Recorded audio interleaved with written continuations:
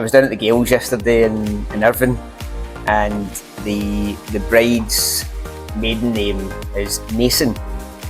And when I was having the planning chat with them, she said, I want to do the unity shot.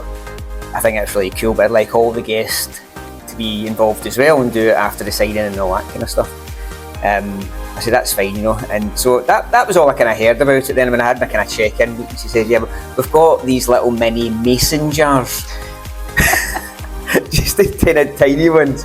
And she says, could you just mention it's my last nod to my surname that I'm saying farewell to as I take my Brilliant, husband love to be. it. It was just so funny. The guests were absolutely loving it. And it was what was really even better, I thought, was she had like like a picnic basket.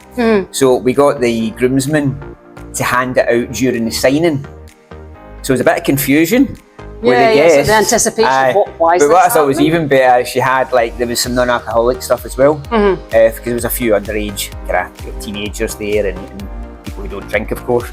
But it was quite good. But it got me thinking about alcohol at weddings. You come across any kind of rules or anything on that? Yeah, I think generally if it's ceremonial, it's fine. Biggest question I get asked about alcohol and ceremonies though is about drinking beforehand. So, I think some people kind of am I allowed a drink? Of course you are. Yeah. A celebratory drink pre-marriage is fine, and that's because you'll often get grooms with the hip flasks. Exactly. Swing. Yeah, I think one of the best pictures I've got of my husband pre-ceremony is him swigging out of a hip flask, having got caught, and he's got this sort of expression of shocked look on his face of going, I'm going to get into trouble. Something like that is fine. That's not a problem at all. But the biggest thing is you have to be, and your witnesses as well, have to be fully compos mentis when it comes to the actual legalities of the ceremony. So you can't be drunk, and you certainly can't be under the influence of drugs either. So as celebrants, that's something we need to be kind of really wary of, and it's always a conversation I have, with my couples meetings. Is just sort of like, look, don't want to be the fun police here or anything, but there's certain things that we have to follow, to make sure the marriage is all above board and legal, and our responsibilities as a marriage officer, as a celebrant, that we follow them as well. And part of that is making sure that they are compos mentis. Exactly. And stuff like that. And you want to be able to remember your day as well. So I always sort of say, why don't you leave the celebratory drinks till after the I-dos? There's plenty of time. Well, that's kind of what the Quake's all about, because the unity shot kind of evolved, didn't it? I always say it was a kind of modern day version of the Quake, which was the loving cup and sharing that first drink after you signed the legal paperwork. That's the history of it, isn't it? Absolutely. And I think it's the Quake's not just come from marriage. It's a cup of friendship as well. So it's got so many. It's linked to so many traditional things as well. But it's a nice keepsake, and it's an easy tradition to do as well. Where people aren't having to say anything or do anything, and it's quite often people have maybe got a Quake if they've maybe been, if they've graduated, or they've maybe been handed one down in the family, or somebody might buy them one as a wedding gift as well, which I think is quite nice. I had recently actually the couple used the one from the parents, the bride's parents, and it was engraved with their date on it, so they kind of got it engraved with their date on it, because they originally said, can we use your Quake? I always offer, of course, and then the parents had done it as a wee surprise to them. Oh, that's sweet. I turned up on the day and about, there's a Quake here. as you often do. The tradition's obviously whiskey, but what kind of stuff have you seen? I mean, what have you had in your Quake in the past? Oh goodness, right. So we've had water. Had another traditional Scottish drink, Iron Brew. Of course. Also had it as well where there's been gin and tonic, and the mothers have come forward and blended the drinks together. You can really have absolutely anything you want in it. It's the symbol of actually drinking it, as opposed to what's actually in it. I think one of the comments I get most from couples is wanting like a clear liquid, just in case of any spillages and stuff. So gin and tonic's clear. Prosecco's been really popular recently because it's kind of mutual sort of drink, I suppose. It's palatable as well, isn't it? And you don't get that kind of shot is, especially somebody that doesn't drink whiskey as well. You're not getting that kind of like if they're not whiskey drinkers, there's some real great photos taken there because it's that scrunched up face that you've just done there that kind of make the picture just amazing. Photographers love that bit. Oh yeah, it's that kind of, it's something that you don't know what you're going to react, and the picture then shows and tells 1,000 words really as well. I think the weirdest one I had was, obviously it's a Scottish thing, but fast.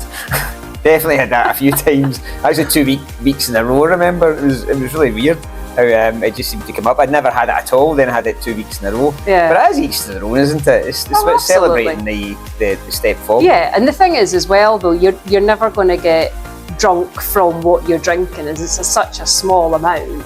That, you know, so and you said ceremonials, sort of tradition, and that is true in religious settings, isn't it? You know, in churches, chapels, and all sorts of religions where they would share wine, for example. So it is purely for ceremonial purposes. The whole thing. And if you were to allow drinks galore in a wedding setting, I think the hotel staff have got enough in their hands.